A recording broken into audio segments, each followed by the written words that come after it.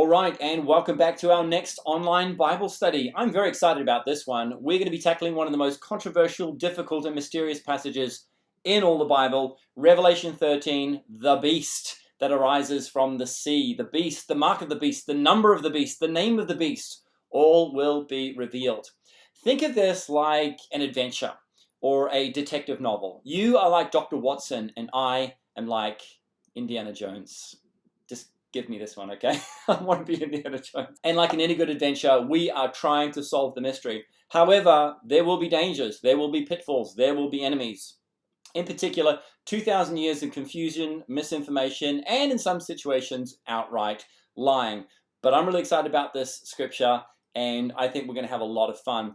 I'm going to be doing it like an online Bible study as well, so I advise you, if you're doing it online, to get yourself BibleGateway.com. That's what I'm going to be using. Otherwise, just use a paper Bible.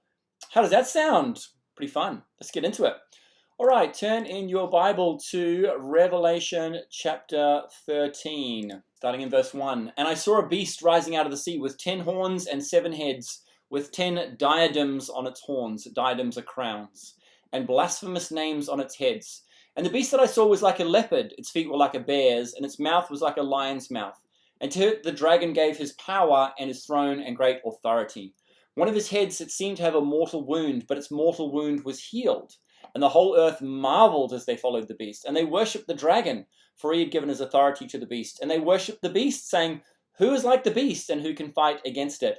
And the beast was given a mouth uttering haughty and blasphemous words, and it was allowed to exercise authority for 42 months. It opened its mouth to utter blasphemies against God, blaspheming his name and his dwelling, that is, those who dwell in heaven. Also, it was allowed to make war on the saints and to conquer them. And authority was given over it to every tribe and people and language and nation. And all who dwell on earth will worship it, everyone whose name has not been written before the foundation of the world in the book of life of the Lamb who was slain. If anyone has an ear, let him hear. If anyone's to be taken captive, to captivity he goes. If anyone is to be slain with the sword must he be slain. Here is a call for the endurance and faith of the saints. All right, fantastic passage of scripture. The beast of Revelation. So let's see if we can figure it out. Now, this is where so many people make their first mistake. I'm going to play you a video right now, and the preacher's going to read this passage that we have just read, and then he's going to comment on it. And I want you to listen really carefully and see if you can spot the mistake. All that dwell on the earth will worship him, whose names have not been written in the book of life of the Lamb slain from the foundation of the world. If anyone has an ear, let him hear. Now we'll stop there. Now this first description of the Antichrist sounds like something out of a science fiction movie. Did you get it? So we just read Revelation 13, 1-9, and he says this description of the Antichrist sounds like something out of a science fiction movie. Now, what word did you notice was very absent from Revelation 13, 1-9? If you said the word Antichrist, you would be 100% correct. And this is what so many people do. They bring in ideas from outside of this passage and start shoehorning them in. The word Antichrist does not appear in Revelation 13. Do you know which part of the book of Revelation the word Antichrist appears in? None of it.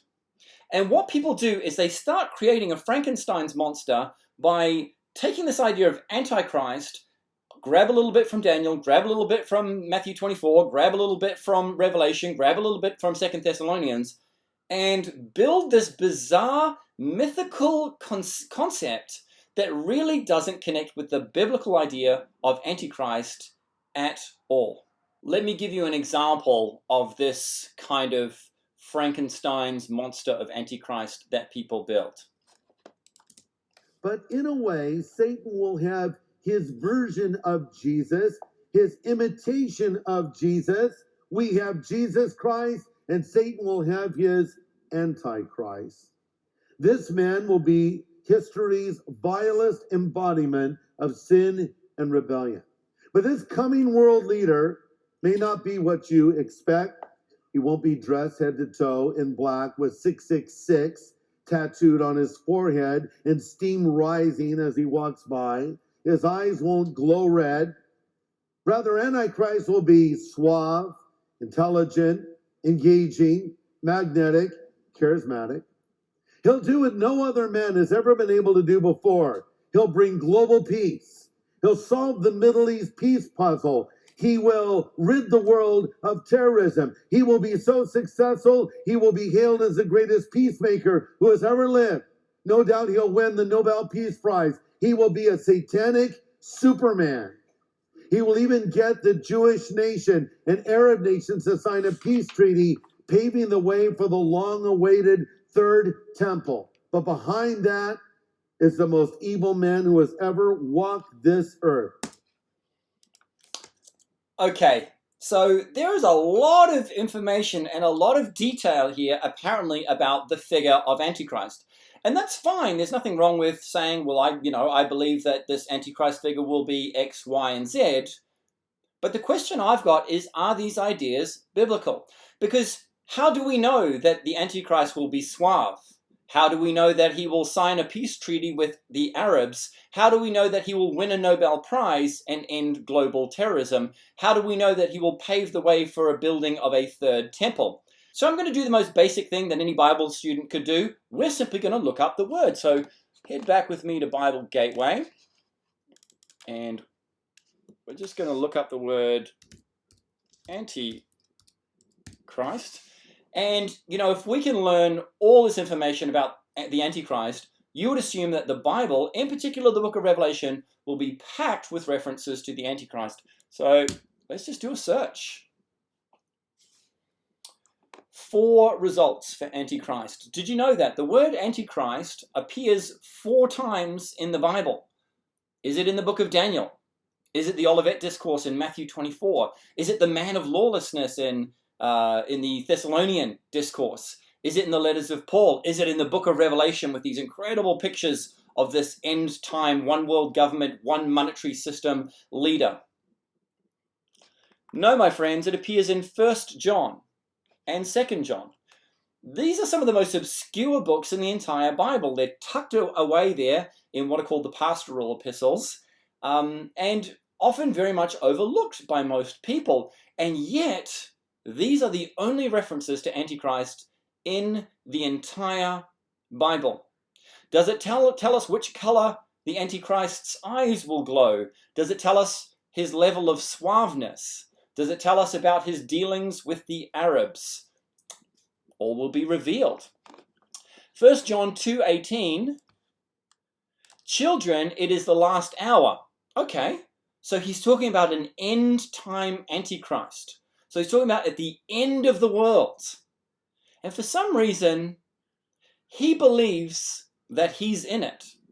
The end of the world, as far as the author of 1 John was concerned, he was living in that time. Keep that in mind. And as you have heard, that Antichrist is coming. Okay, so there was this discussion in the early church about the coming of an Antichrist. He says, so now many Antichrists have come. So Antichrist is not one person. It is a group. Therefore, we know that it is the last hour. So if you were to talk to the author John and say, how do you know that you're living in the last days? He'll say, well, the Antichrists are here. Okay? Well, again, it's not telling us a lot about the Antichrists. He's simply using the advent or the coming of Antichrists as evidence that they are living in the last days, right? And this was unanimous across all the biblical authors. Paul, he believed he was living in the last days. The author of Hebrews believed he was living in the last days. And if we are Bible believers, then we have to say they were living in the last days, okay? So we never need to ask ourselves, are we living in the last days? We're not. They were. All right, 1 John 2:22. Who is the liar but he who denies that Jesus is the Christ? This is the Antichrist. He who denies the Father and the Son. So you see, what so many people do is they'll take the English word Antichrist and they'll start to break it down semantically in their head, and they get this idea of this reflection. So you have this reflected idea. So you have Christ, Antichrist. And this is where Hollywood gets all these ideas. So you get movies like Rosemary's Baby or The Omen. I was never allowed to watch The Omen when I was a kid because it was considered too satanic. Or Constantine, or Legion, or Good Omens, or Supernatural. All this Hollywood-based entertainment that has to do with the birth of the Antichrist. Now, it's clear where they get this idea from. They say, well, Jesus was the Son of God, born into the world, started this movement which kind of swept across the world. Well, what's the satanic equivalent of that? The devil has a baby, somehow. This child, usually a male, born, and will sweep the world with evil. And as Christ came into the world to save it, this demonic child will come into the world and destroy it. This is based on a complete misunderstanding of the Greek prefix anti. Why is the Antichrist called the Antichrist? Because he denies that Jesus is the Christ. So the prefix anti does not mean reflected opposite. It means instead of, or replacement. This is an early Christian false doctrine where there were people calling themselves Christians who basically were saying that Jesus wasn't the Christ. So it was the replacement Christ people. It was simply a false doctrine that was circulating in the church. Head to 1 John 4:3. Every spirit that does not confess Jesus is not from God. This is the spirit of the Antichrist, which you heard was coming and now is in the world already. It is amazing to me that so many people are looking forward to the Antichrist and they're searching the Bible intently, whereas a simple word search would tell them that Antichrist already came. He's come and gone. He's dead, people. They are dead, because it's not just one. What was it? Well, 2 John 1:7. Many deceivers have gone out into the world, those who do not confess the coming of Jesus Christ in the flesh. Such a one is the deceiver and the Antichrist. So it was a very specific doctrine that by denying the incarnation, that denying that Jesus came as a person, they were actually denying Christ himself. They were Christ deniers, thus Antichrists. They had a replacement Jesus, not the true Jesus. Thus, they were denying the Father and the Son.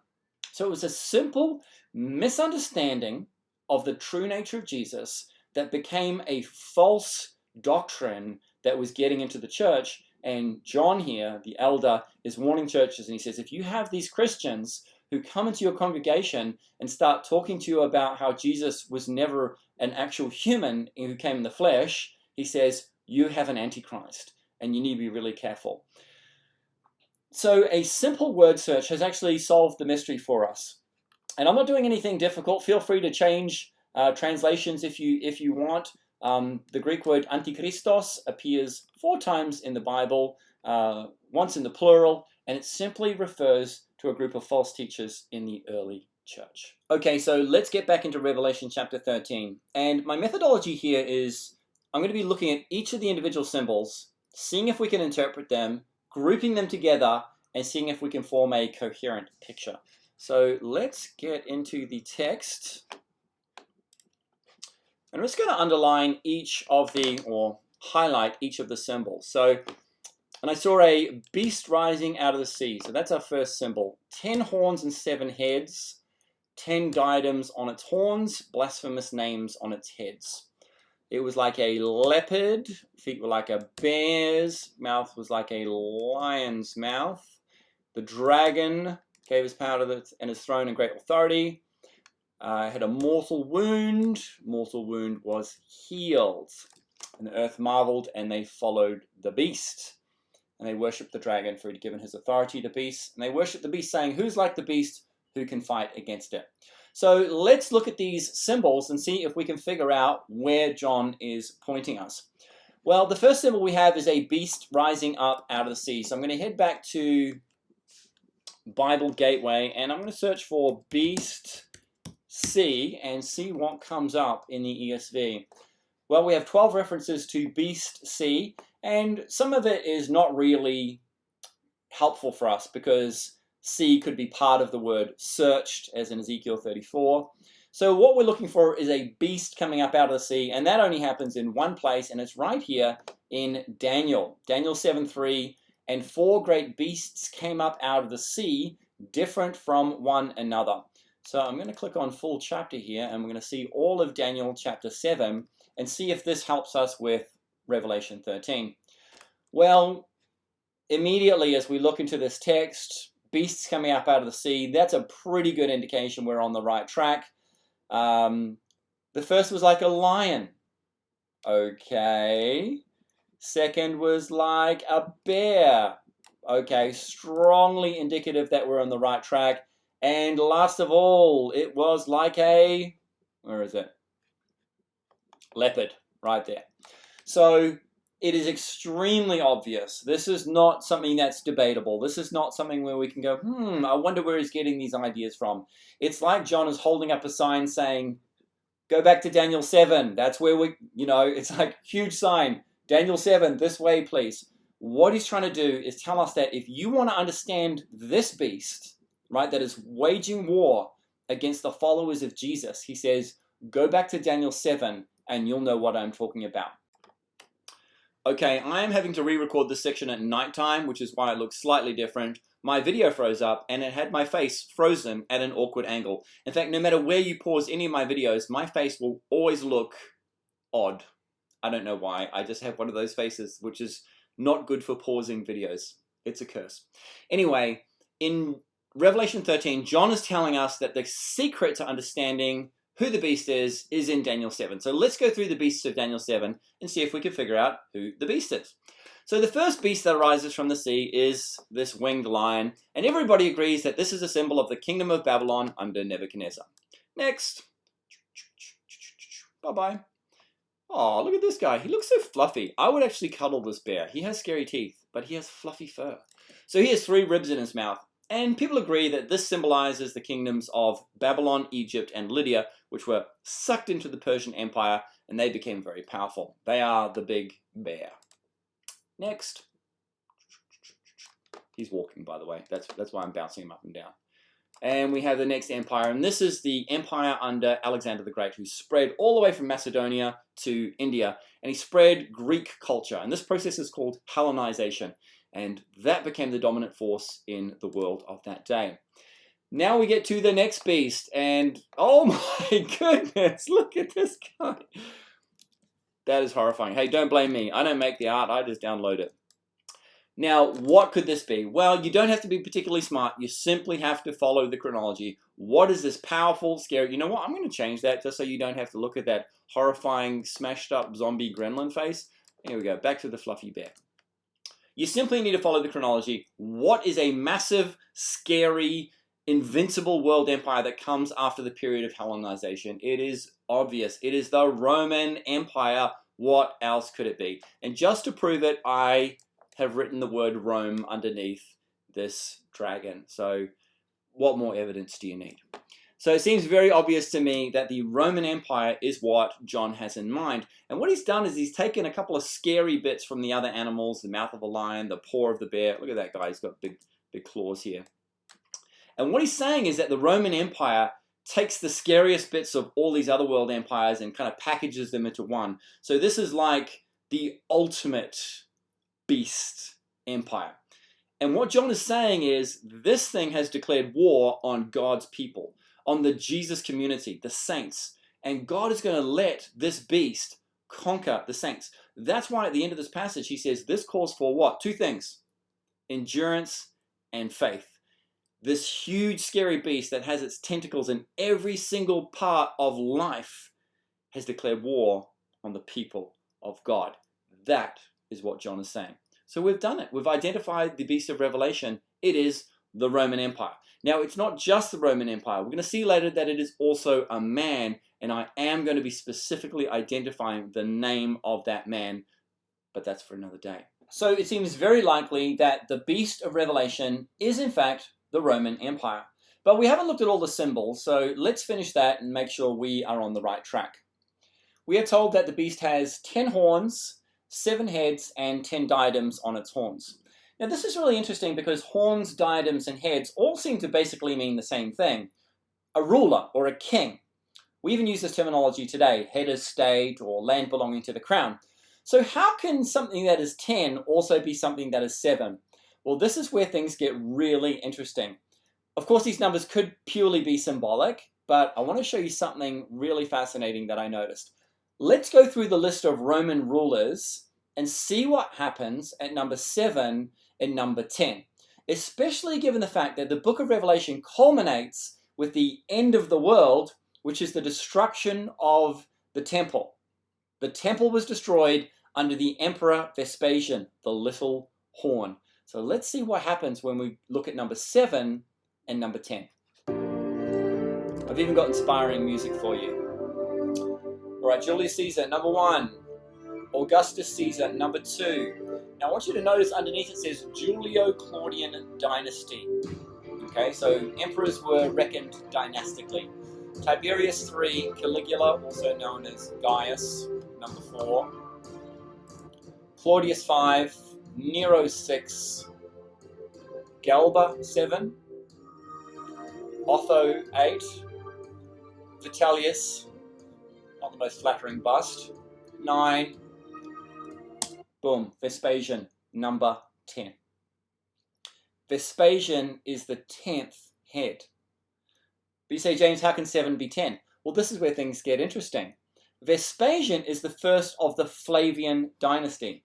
In other words, if you reckon the Roman emperors dynastically, and you count Galba, Otho, and Vitellius as basically a big, horrible mess of rebellion with no one truly attaining the status of emperor, then dynastically, Vespasian is number 7. But if you simply count every head, then Vespasian is number 10. So it's really interesting how Vespasian is both number 7 and both number 10, and he is the one who destroys the temple. And if you're thinking to yourself, hang on a second, wasn't it Titus who destroyed the temple? Well, it was done under the reign of the Emperor Vespasian, and Vespasian was the one who sent him there.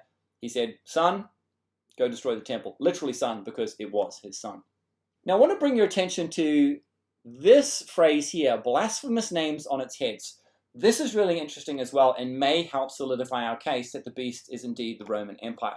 So in Mark chapter 15, studying verse 13, and they sent to him some of the Pharisees and some of the Herodians to trap him in his talk.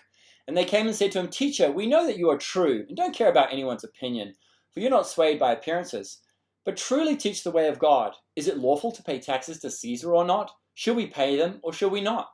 But knowing their hypocrisy, he said to them, Why put me to the test? Bring me a denarius, which was a coin, and let me look at it. And they brought one, and he said to them, Whose likeness and inscription is this? Look at that last passage. Whose likeness, which was of course a head, and inscription is this. I bring this to your attention to show you that in the Jewish mind, they were acutely aware of whose head was on their money, and more importantly, what it said underneath. Now check this out. This is what a Roman coin looked like. So this is Augustus, and look at these 4 letters here, D-I-V-I, Divi, F, short for Filius, Son of God. A head with what kind of a name on it? A blasphemous name. It's a head with a blasphemous name on it. You know, people are looking around. Where's the head with the blasphemous name? It was in their pockets. A coin was a head with the words Son of God upon it. So from a Christian point of view, this is the head of the beast. And of course, every single emperor had his head put on coins. Okay, let's look at the next couple of symbols. The mortal wound that was healed. So if we are going to be understanding the beast as the Roman Empire, then the mortal wound, which is healed, now there's a contradiction there, okay? So you can't have a mortal wound that is healed. If it's mortal, then it cannot heal. You die. So there's this idea that this thing that seemed to be dead, which all of a sudden is not dead. Does that fit with the Roman Empire? Well, it actually fits extremely well. When Nero inflicts a wound upon himself, he was a really bizarre guy, by the way. There's a tradition that when he was trying to commit suicide because there were some guys coming for him and he knew the end was near, and he talked to one of the guys who was with him and said, "You killed yourself to inspire me to do it because I don't quite have the guts to do it right now." What a terrible reason to kill yourself. And he either stabbed himself or his friend Epaphroditus stabbed him, and he lay on the ground wounded, and they tried to patch him up and he bled out. So he literally sustained a wound and then died. And with the death of Nero was the death of the Caesar dynasty. There were no more Caesars ruling Rome after Nero. Now you might think to yourself, hang on a second, what about Vespasian Caesar and Titus Caesar and Domitian Caesar and all these other Caesars? They weren't really Caesars. They were just pretending. They took the name Caesar as a title, but the Julio-Claudian dynasty died with Nero. And what happened was the empire was absolutely plunged into chaos. Josephus and Suetonius and Tacitus all tell us that this looked like the end of the Roman Empire. People were ready. It was over. And especially in Jerusalem, they were celebrating. They were rebelling. They were like, the Romans are gone. So it seemed like this thing was dead, and all of a sudden, it's back again. Well, that perfectly fits with what happened between the Julio-Claudian dynasty and the Flavian dynasty, between Nero and Vespasian. There was this time of absolute chaos where these three emperors, and this was seen as a death. And everybody in the empire thought, it is over.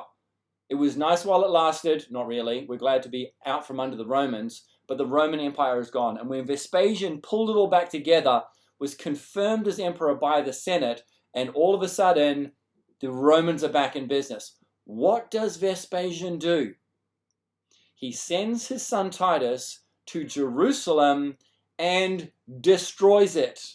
And then they come back with all the loot and they celebrate the greatest victory of the Roman Empire to that date, the destruction of Jerusalem. Go back to the text. What do people say? Who is like the beast?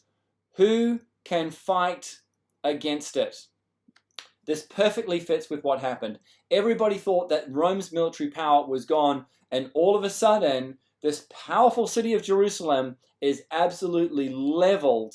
There are no more powerful cities which can stand against the Romans. It is over. The Romans are in control. So all of these symbols really seem to be pointing towards the Roman Empire. Now, if you go to verse 7, notice what it says. It was allowed to make war on the saints and to conquer them. Skip down to verse 10. If anyone is to be taken captive, to captivity he goes. This refers to the intense cultural and political and military persecution of Christians during that period. And it's basically saying, you got to tough it out. If you're a Christian, you're going to have to endure. You may go into captivity, and God is letting that happen. You may die, and God is letting that happen. And of course, if you go back to chapters 2 and 3, there were churches who had had members killed by the Roman authorities. And what the prophet is assuring people here is, yes, you are suffering at the hands of the beast. And God is letting the beast rule. Don't worry, it's not the end of the story. It's going to end very badly for the beast. But during this period, if you're a Christian, you may end up in jail. Okay? It doesn't mean that God's not in control. It doesn't mean that Jesus has failed. It doesn't mean that being a Christian was a bad idea. That's why he finishes off with, here is a call for the endurance of the saints. If we can see that, I'll bring that up. There we go. Here is a call for the endurance of the saints. The whole point of this is not who's this one world leader. The point of this is things are about to get really messy in your church, and you got to stay faithful.